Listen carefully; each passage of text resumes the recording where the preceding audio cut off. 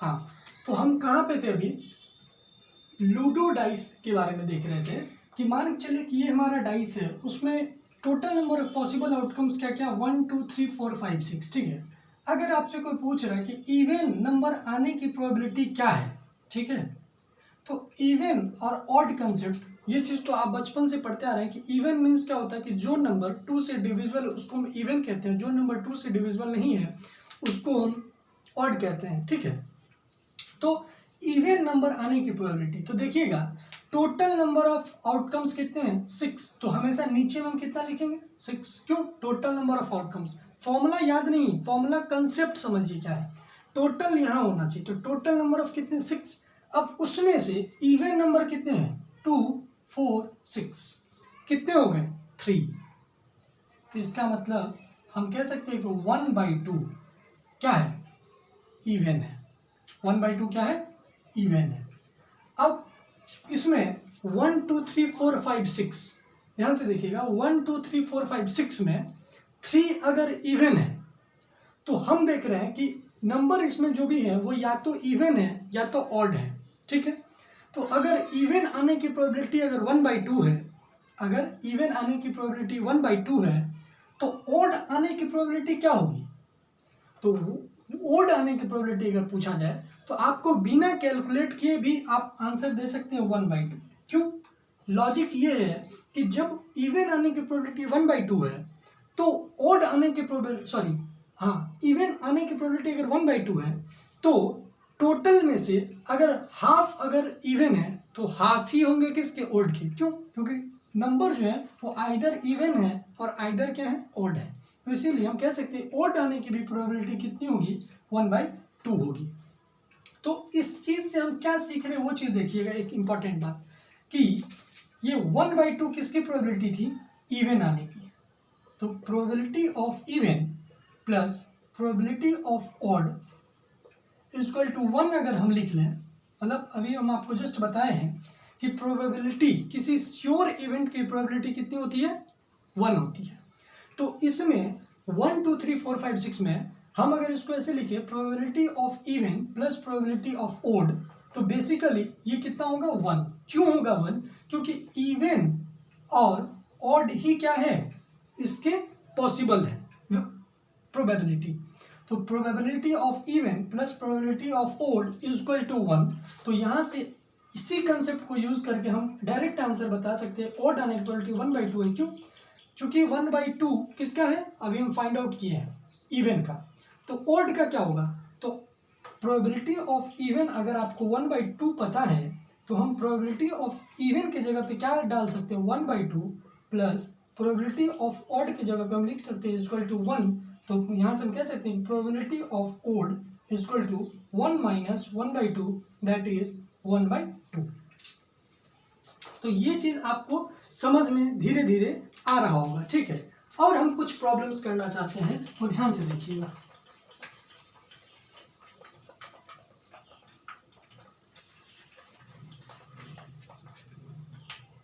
जैसे मान के चलिए अगर आपसे कोई पूछे कि आपके पास एक डाइस है, सपोज कीजिए आपके पास एक डाइस है, ठीक है, जिसमें पॉसिबल आउटकम्स 1 2 6 है। ठीक है, और आपके पास अब एक और दोस्त है जो आपको ये डाइस दे दिए, उनके पास भी क्या है 1 2 3 4 5 6। ठीक है, वो आपको मतलब दोनों डाइस जो है वो आपके पास है, ए भी आपके पास है, बी भी आपके पास है। ठीक है, ध्यान से सुनिएगा, ये सब जो कंसेप्ट है और प्रॉब्लम्स है वो आपको बुक्स में नहीं मिलेगा, ये प्रॉब्लम्स केवल यहाँ मिलेगा। ठीक है, तो आपके पास ए के पास क्या क्या है पॉसिबल 1 2 3 4 5 6 और बी के पास भी क्या पॉसिबल 1 2 3 4 5 6।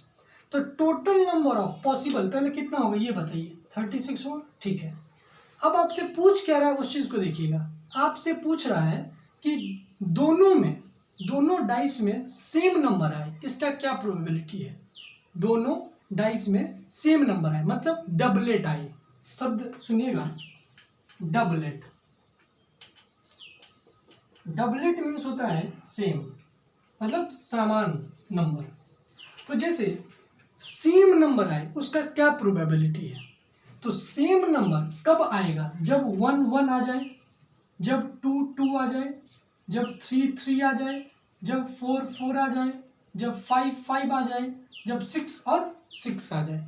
इसका मतलब ओनली 6 ही ऐसे पॉसिबल आउटकम्स हैं जो डबलेट रूल को फॉलो करेंगे, मतलब डबलेट के कंसेप्ट को सेटिस्फाइड करेंगे। तो इसका मतलब 6/36 हम कह सकते हैं डबलेट आने की जो प्रोबेबिलिटी है या सेम नंबर आने की जो प्रोबेबिलिटी है वो कितना होगा, 1/6 होगा। तो ये आपको समझ में आ गया होगा। तो अभी तक हम क्वेश्चन 3 ले सकते हैं कि ये हमारा क्वेश्चन नंबर 3 तक हो गया। फर्स्ट नंबर प्रॉब्लम्स था जो एक पॉइंट के ऊपर था। सेकंड प्रॉब्लम्स है जो हम डाइस पे अभी 2 प्रॉब्लम्स के इवन ऑड को देख करके डबलेट आने की प्रोबेबिलिटी देख चुके हैं। अब इसी में जैसे मान चले और हम पूछना चाह रहे हैं, जैसे मान चलिए सपोज कीजिए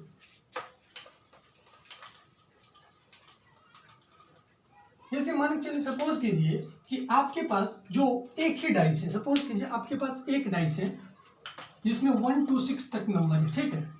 अगर 1 2 3 4 5 6 है तो आपसे पूछा जाए कि उस नंबर की प्रोबेबिलिटी क्या होगी, जो नंबर प्राइम नंबर है। मतलब what is the probability of getting prime number. तो देखिए प्राइम नंबर क्या होता है, ये भी बात आपको पता होना चाहिए। प्राइम नंबर किसको कहते हैं? प्राइम नंबर उस नंबर को कहा जाता है जो नंबर 1 से डिविजिबल हो या फिर खुद से डिविजिबल हो, वैसे नंबर को क्या बोलते हैं? प्राइम नंबर, ठीक है।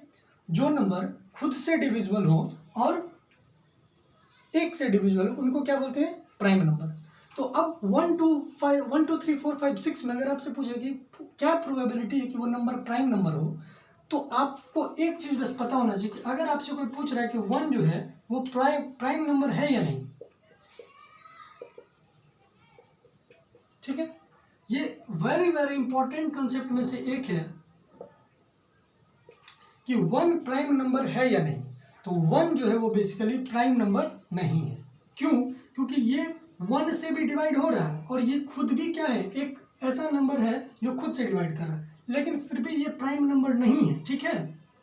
प्राइम नंबर ये 1 नहीं होता है, प्राइम नंबर 2 होता है, ठीक है। इसमें इसलिए नहीं होता प्राइम नंबर, इसका रीजन अगर हम बताएं तो इसमें खुद से भी डिविजिबल होने की सेम नंबर है और 1 से भी डिविजिबल देने से वही चीज आती है, इसलिए ये क्या है, प्राइम नंबर नहीं है।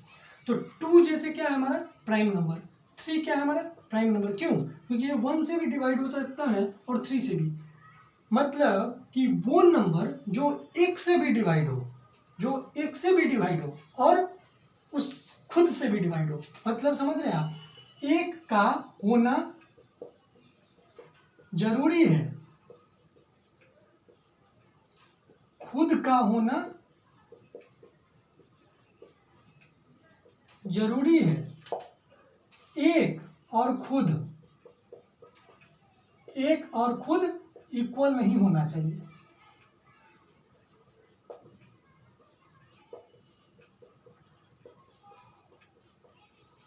ये समझ में आया? 1 का होना जरूरी है, खुद का होना जरूरी है, लेकिन 1 और खुद इक्वल नहीं होना चाहिए। तो 1 प्राइम नंबर क्यों नहीं है? क्योंकि इसमें 1 और खुद दोनों क्या है, एक ही है, इसीलिए ये क्या है, प्राइम नंबर नहीं है। तो 2 क्या है, 2 के 1 से भी ये डिविजिबल हो सकते हैं और 2 से भी डिविजिबल हो सकते हैं, इसका मतलब ये क्या है, प्राइम नंबर है। 3 को अगर हम देखें तो 3 में क्या है, 1 से भी डिवाइड हो सकता है और 3 से भी डिवाइड हो सकता है, तो ये क्या है, प्राइम नंबर। जैसे 4 में आप अगर देखें तो ये 1 से भी डिवाइड हो सकता है, 2 से भी डिवाइड हो सकता है और 4 से भी डिवाइड हो सकता है, इसका मतलब ये 2 से भी डिवाइड हो सकता है, इसीलिए ये प्राइम नंबर फिर क्या है, नहीं है। केवल 1 और खुद का होना जरूरी है और 1 खुद इक्वल नहीं होना चाहिए। आपको समझ में आ गया होगा। तो अब इस चीज को अगर हम देखें तो प्राइम नंबर इसमें कौन कौन से आ रहे हैं, एक तो 1 आएगा, सॉरी एक 1 नहीं आएगा, मतलब एक तो 2 आएगा, 3 आएगा और 5 आएगा, 2 3 5। तो इसका मतलब हम कहाँ पे थे, अगर नीचे में हम कितना लिखेंगे 6, क्योंकि टोटल नंबर ऑफ एलिमेंट्स या total number of possible outcomes क्या है, 6, 1 2 3 4 5 6, जिसमें से only and only prime number वाले कितने हैं, 3। कौन कौन, 235, तो हम कह सकते हैं उसकी प्रोबेबिलिटी 3/6 मतलब 1/2 होगी। तो अभी तक हम जितने प्रॉब्लम्स कर रहे हैं, आप ये कॉमन चीज़ देखते होंगे कि सारे जो प्रोबेबिलिटी है वो 1/2 ही आ रहे हैं। तो आपके माइंड में ऐसा कंसेप्ट नहीं क्रिएट होना चाहिए कि सारे के प्रोबेबिलिटी जो है वो 1/2 ही होंगे। वो चीज़ आपको समझ में आपको बैठाना होगा कि प्रोबेबिलिटी जो है वो 1 से छोटा और 1 से छोटा और 0 से बड़ा होता है। तो आप ये चीज़ आप देख रहे हैं कि हमेशा वैल्यू 0 और 1 के बीच में लाइज कर रहा है। अभी तक जितने भी हम प्रॉब्लम्स किए हैं वो आप इस चीज़ को देख रहे होंगे, ठीक है। अच्छा, एक चीज़ और हम आपको बताना चाहते हैं, ठीक है।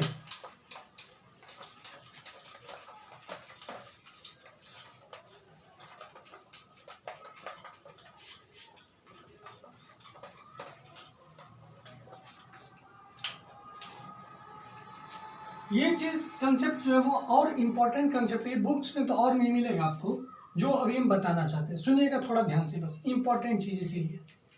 जैसे मान के चलिए, सपोज कीजिए ये आपका घर है, ठीक है, ये आपका घर है,